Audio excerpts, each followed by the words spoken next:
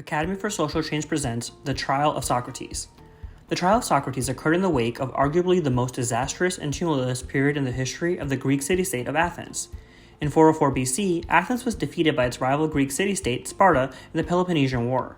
The Athenian democracy was replaced with a pro-Spartan oligarchy that terrorized and executed hundreds of Athenian citizens before it was overthrown, and the democracy was restored. Around the same time, Athens also experienced a devastating plague. As a result of all of this turmoil, a significant proportion of the Athenian population died, and there was tremendous religious upheaval. Athenian religion was highly ritualistic and consisted of a multitude of public festivals, ceremonies, and sacrifices. The most important function of religion was to ensure that the gods favored the city. Athenians believed that failure to appease the gods through customary procedures would bring calamity. This led many Athenians to suspect religious disturbances as the cause of their great misfortune. Socrates was a prominent yet controversial Athenian philosopher who profoundly influenced the history of Western philosophical thought through his life, methods, beliefs, and legacy that was carried on by his students, most notably Plato. In 399 BC, Socrates was put on trial for impiety. He was convicted by a jury of Athenian citizens and was subsequently sentenced to death.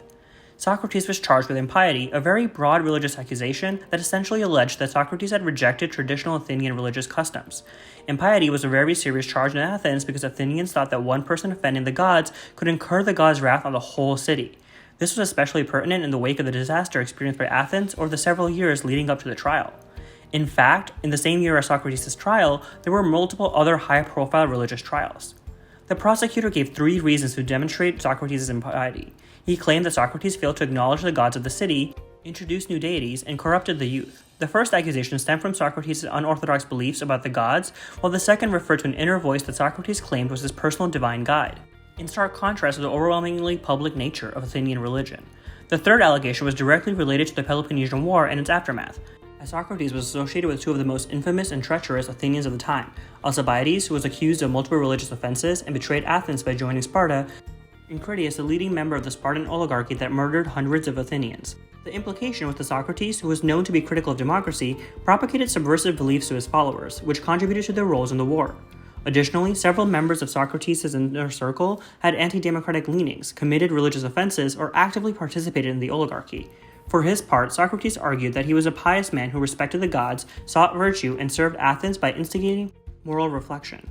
However, he failed to convince the jurors that he was not a threat to the democratic institutions of Athens.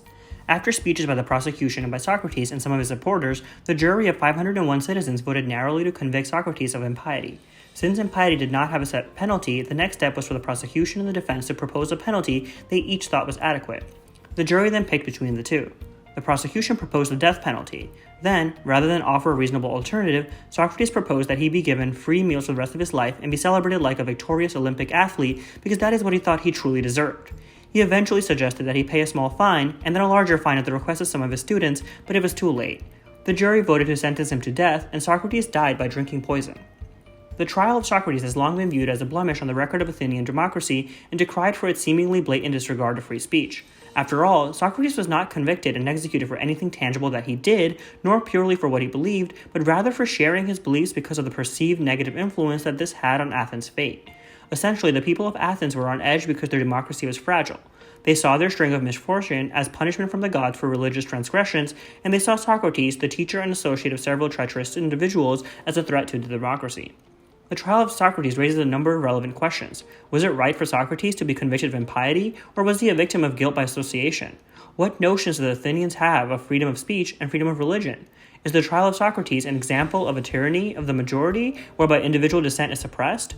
Through these questions and more, the trial of Socrates provides a valuable opportunity for reflection on the principles, nuances, and vulnerabilities of democracy. Now it's your time to think further. To what extent should free speech be protected in a democracy? Should certain speech that is deemed too dangerous be censored? If so, how does one draw the line between speech that is protected and speech that is not?